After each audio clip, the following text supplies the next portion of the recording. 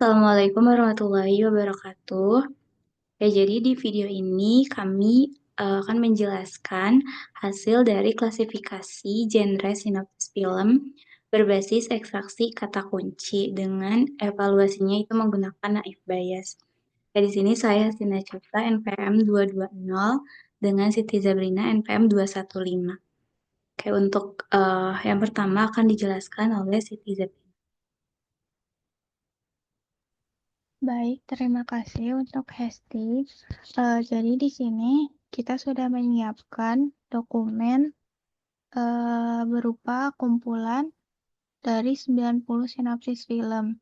Nah, sinopsis film ini dengan format TXT di sini diimport ke Orange dan dimasukkan folder tadi yang bernama sinopsis film. Selanjutnya di sini kita bisa dilihat strukturnya. Nah, di sini yang kita pakai itu kontennya. Di sini struktur dari folder tadi bisa dilihat. Di sini untuk name itu judul, path itu jadi lokasinya, konten itu isinya. Tadi sinopsis. Nah, selanjutnya itu ada word cloud atau visualisasi dari kata-kata dominannya.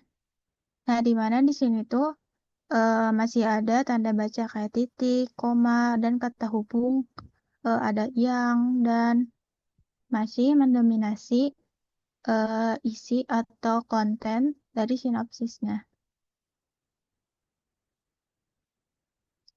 Selanjutnya itu ada big of word. Yang dipakai itu ada IDF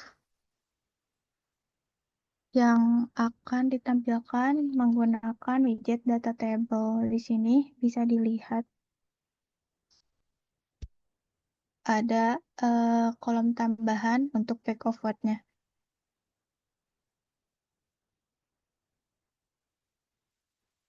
Nah, selanjutnya itu kita melakukan processing text. Di sini yang dipakai itu ada 3, ada transformation, di mana ada lowercase, ada remove accent, ada parse HTML, dan juga remove URLs. Nah, selanjutnya itu ada tokenisasi. Nah, tokenisasi itu buat misahin teks jadi token atau kata-kata, di mana di sini pakainya regex. Selanjutnya ada filtering. Di sini nyaring kata-kata yang tidak relevan.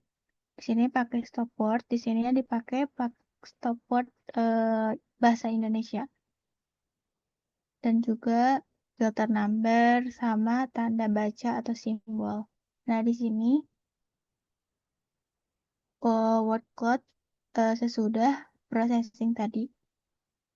Di mana setelah processing ini tuh udah nggak ada kata-kata yang tidak relevan kayak kata hubung, simbol, atau tanda baca. Di sini dominannya itu ada kata anak, kata orang, kata bernama, kata memiliki, yang merupakan kata-kata yang paling dominan atau yang sering muncul di sinopsis.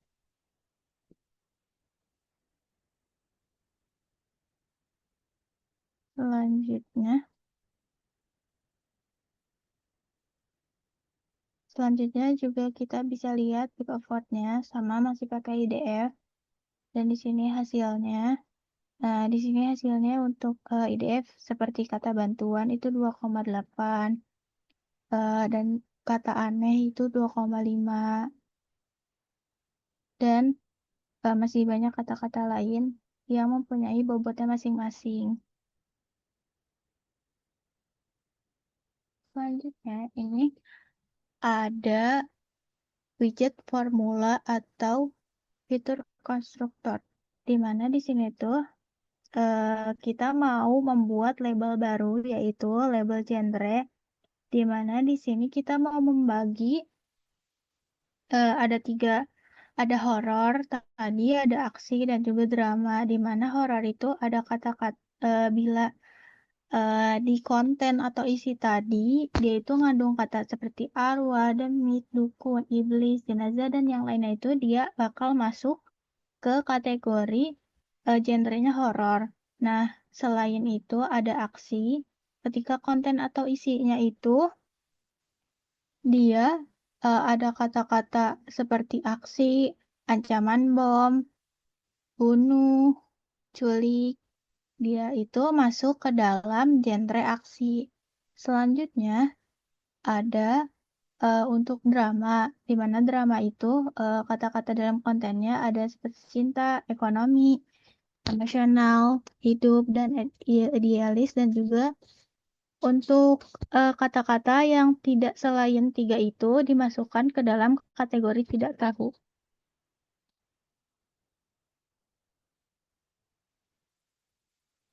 Di sini ada hasil label yang dimuat dalam widget data label. Di sini tuh berarti eh, bisa dilihat ada kolom atau label baru genre dari masing-masing sinopsis tadi. Seperti ini ada judulnya 17 tahun ke atas. Dia itu berdasarkan konten atau sinopsisnya dia dimasukkan ke dalam genre drama. Ada genre aksi juga judulnya yang Our World Man. Terus untuk horor di situ ada judulnya Almarhum.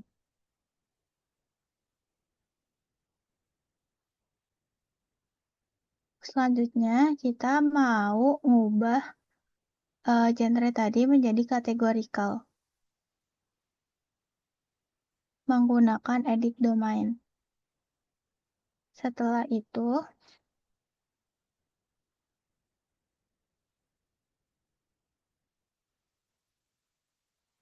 kita bisa lihat hasil distribusi tadi eh, terlihat seimbang untuk genrenya. Dari 90 kumpulan sinopsis tadi berhasil diklasifikasikan atau dibagi menjadi tiga genre, yaitu ada aksi, drama, dan horor, menjadi 30 aksi, 30 drama, dan juga 30 horor, yang mana itu seimbang buat nanti analisis yang lebih lanjut.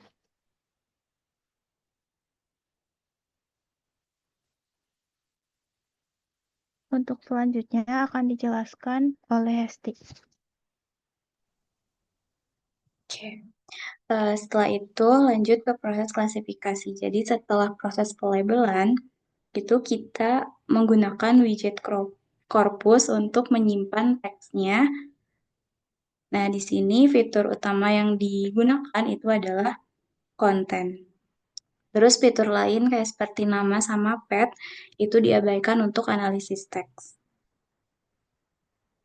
Lalu ini untuk corpus viewer-nya, jadi setelah di corpus viewer, eh, setelah dilakukan pelabelan itu terdapat genre yang sebelumnya itu tidak ada, yang sebelumnya hanya ada nama pet dan konten. Setelah dilakukan pelabelan itu terdapat kolom genre.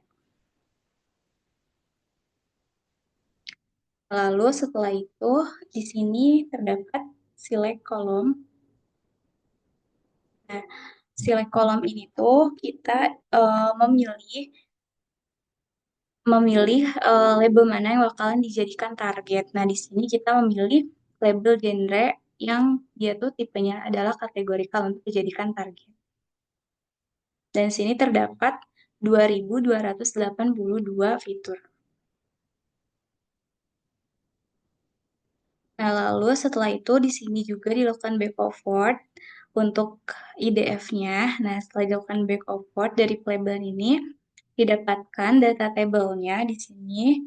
Atau untuk yang genre drama, di sini untuk yang judul 17 tahun ke atas itu dia masuknya genre drama dengan kata yang paling banyaknya itu adalah adiknya.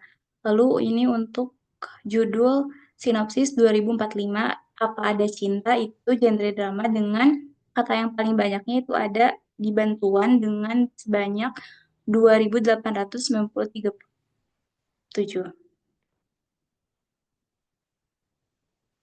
Nah, lalu setelah itu, setelah dilakukan select kolom, di sini dilakukan data sampel. Nah, data samplernya di sini kita bagi menjadi 70 dan 30. Oke. Jadi 63 data yang kita gunakan sebagai data latih dan 27 datanya sebagai data uji. Lalu setelah itu ditampilkan untuk data sampel yang digunakan. Di sini terdapat 63 data. 63 data. Nah, lalu setelah itu di sini dilakukan test score.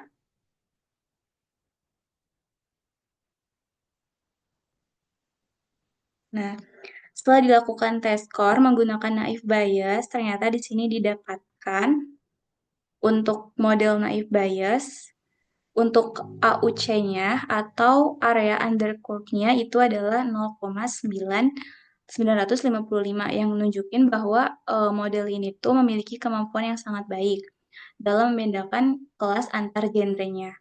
Lalu ada CA atau classification akurasinya di sini sebesar 0,593 yang menunjukkan bahwa hanya sekitar 59,3% data yang berhasil diklasifikasikan benar. Lalu ada F1-nya, F1 skornya di sini sebesar 0,531 yang menunjukkan bahwa keseimbangan antara si precision sama recall-nya itu belum mampu menangkap seluruh instansinya, instance genre secara menyeluruh.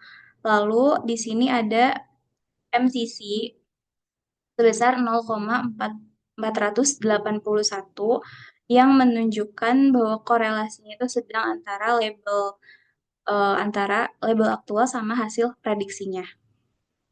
Nah, lalu di sini juga ada precision. Precisionnya itu cukup tinggi, yaitu 0,777 yang menunjukkan bahwa sebagian besar prediksi genrenya itu dilakukan modelnya itu benar. Terus juga nilai recall-nya di sini 0,593 yang menandakan bahwa model dengan naive Bayes ini tuh belum mampu menangkap seluruh instance genrenya secara menyeluruh. Gitu. Terus setelah itu, ini untuk hasil confusion matrix-nya.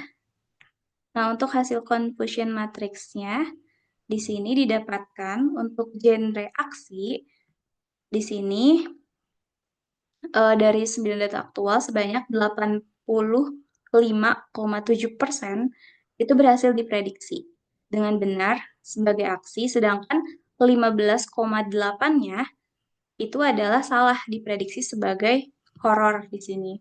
Terus setelah itu ada genre drama. Nah, genre drama dia memiliki tingkat prediksi yang sempurna dengan sangat baik, yaitu sebesar 100%.